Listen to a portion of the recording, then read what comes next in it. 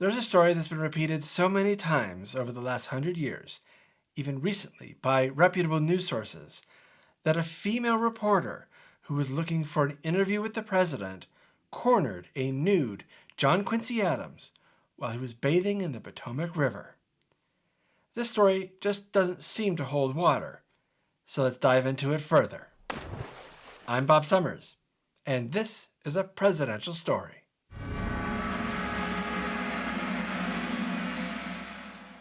Let's start with the myth. As president, John Quincy Adams would bathe in the Potomac River. Like many others who bathed in rivers at the time, most were nude. Adams had left his clothes on a rock by the shore. A female reporter named Anne Royall wanted an interview with the president, but was not granted access.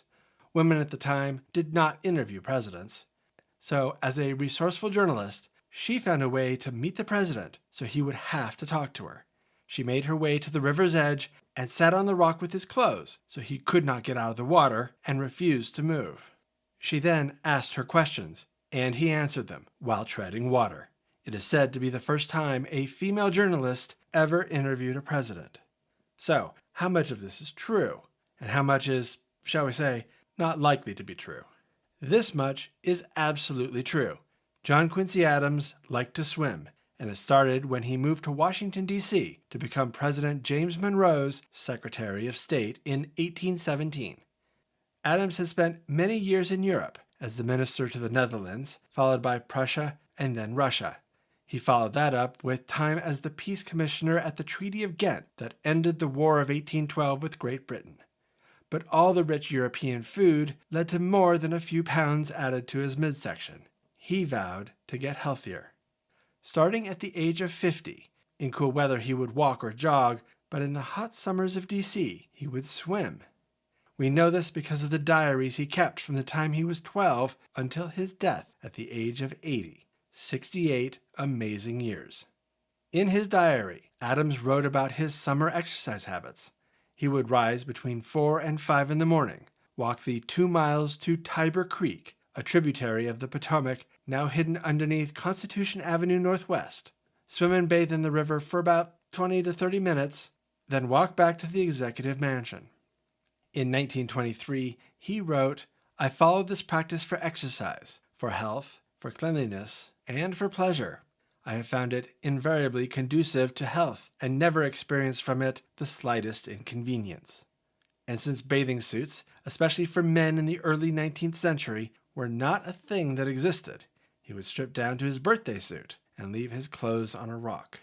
He would even do this while swimming with others, like his most frequent swimming partners, his son John and his valet Antoine. But most of the time he swam alone. There is at least one mention of Adams with accessories. The British ambassador Stratford Canning wrote, "The Secretary of State was seen one morning at an early hour floating down the Potomac, with a black cap on his head and a pair of green goggles on his eyes."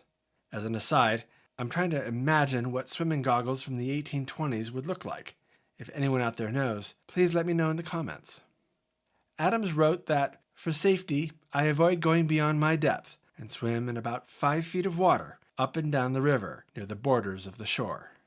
Within a matter of months, his confidence grew, and his 20-minute swims soon became 60-minute swims, which would sometimes turn into 2 or 3 hour swims. Over the more lengthy outings, the tides and currents might change enough to make it more difficult to get back to shore. Plus, those rising tides sometimes soaked his clothes back on land. He was so pleased with his increased strength and stamina, Adams wrote in his diary, "I should have begun this habit earlier in life." As he became more comfortable in the water, he set a new goal: to swim across the Potomac, which he accomplished when he was 57 years old. He estimated the mile-long crossing took him about an hour and a half to complete. His most dangerous encounter on the water happened 3 months after having been sworn in as president, in June 1825. He and Antoine were going to canoe across the river, then Adams would swim back. When they reached the halfway point across the river, the canoe took on water. They were forced to abandon the canoe, but this time they were both in the water fully clothed. Adams commented that, "My principal difficulty was in the loose sleeves of my shirt, which filled with water and hung like 2 56-pound weights upon my arms. They did finally make it to the other shore, but were exhausted. Antoine sent for a carriage to pick them up and take them home. The whole ordeal elapsed over 5 hours, with 3 of those in the water. Although he was not injured, the episode made him reconsider the dangers of trying to cross the river. This incident gave me a humiliating lesson and solemn warning not to trifle with danger. It is neither necessary for my health, nor even for pleasure, that I should swim across the river. Among my motives for swimming, that of showing what I can do must be discarded as spurious, and I must strictly confine myself to the purposes of health, exercise, and solitary labor.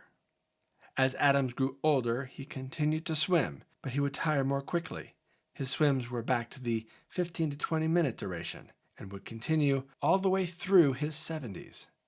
All of this evidence gives credence to the fact that Adams did indeed swim, swam in the Potomac, and did so in the nude. To understand the rest of the story, we need to learn more about the female journalist at the heart of this tale, Anne Royall.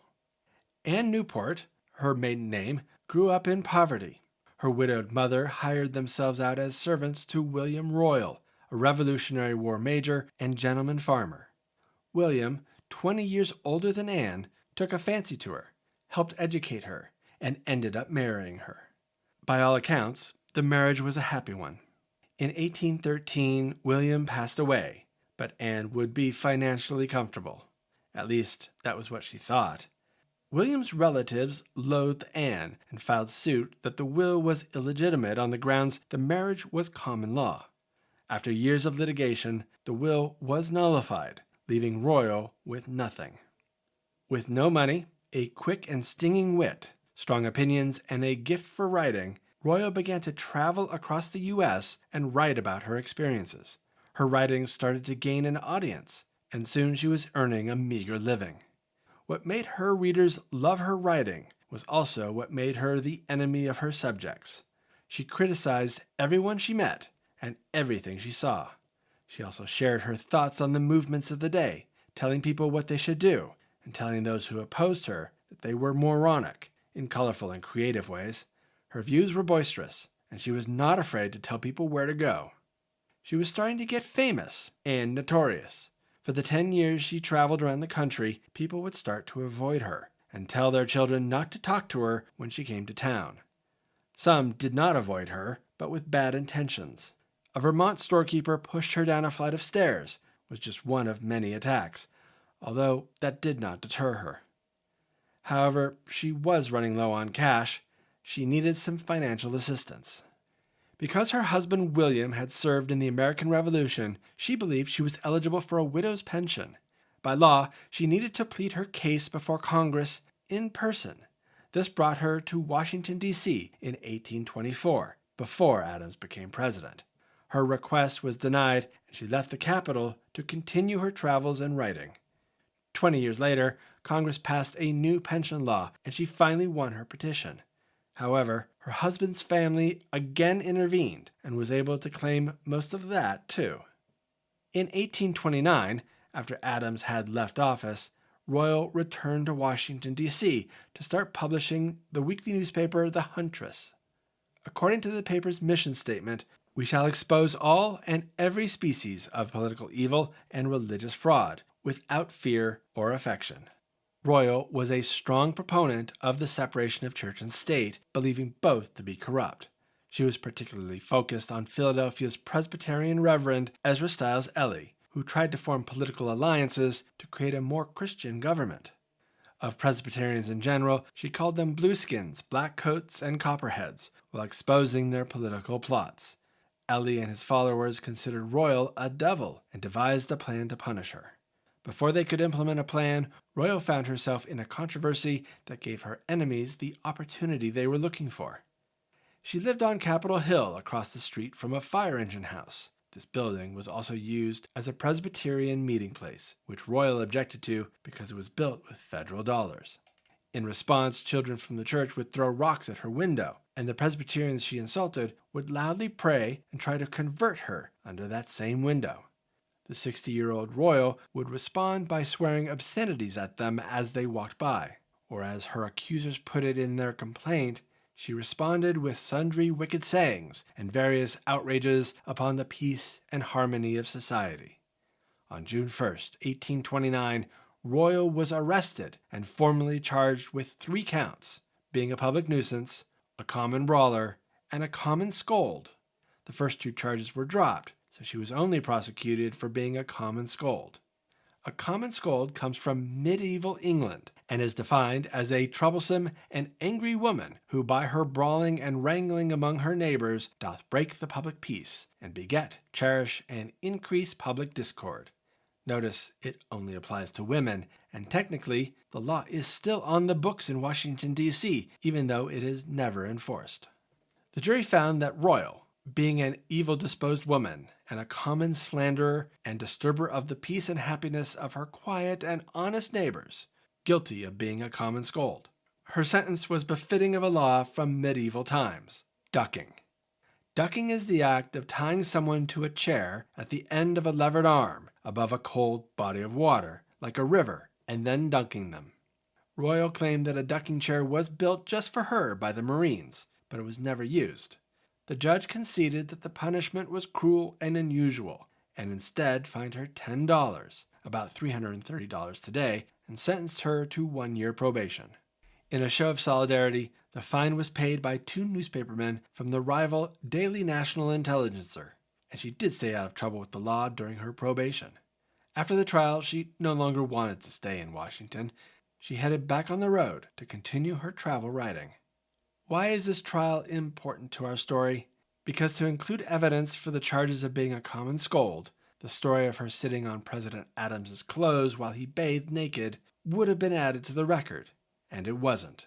In fact, no record of the skinny dipping encounter was ever written about during the lifetime of John Quincy Adams or Anne Royall. It is believed that when Royall arrived in Washington, D.C. to petition for her widow's pension, she did receive some assistance from Secretary of State Adams. Adams even invited Royall to have tea with his wife Louisa. They both showed her kindness. Louisa even gave her a white shawl. When she later left Washington after her failed pension petition, she visited Adams's elderly father and ex-president, John Adams, in Massachusetts, assuring him that his son and daughter-in-law were in excellent health. With this friendly relationship, it is unlikely that Royall would have needed to take the extreme steps of a bath-time ambush to get an interview. In addition, something else about the timing doesn't add up.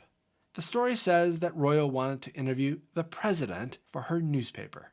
However, she did not return to Washington, D.C. until after Adams left office in 1829, and Royall didn't start her newspaper, The Huntress, until 1831.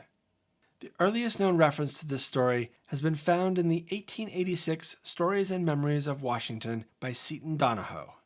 He tried to make the story sound like eyewitness testimony, but it is clearly not. Donahoe's goal of relating a fun, amusing local story is belied by his biased reference to Royall as a vengeful madam, as a sexist way of portraying strong, opinionated, and nonconformist women as villains and undesirables. However the myth started, it became a D.C. legend, and that legend needed an anchor in the real world. For years, there was a rock next to the Potomac River referred to as Anne Royall's Rock, which was assumed to be the rock she sat on to interview the president. In 1913, the city wanted to remove the rock, which ignited protests because without the rock, they would lose their story. They did lose the rock, and to be clear, the story never did happen. Anne Royall died in October 1854. Her estate was worth 31 cents. Thanks for watching.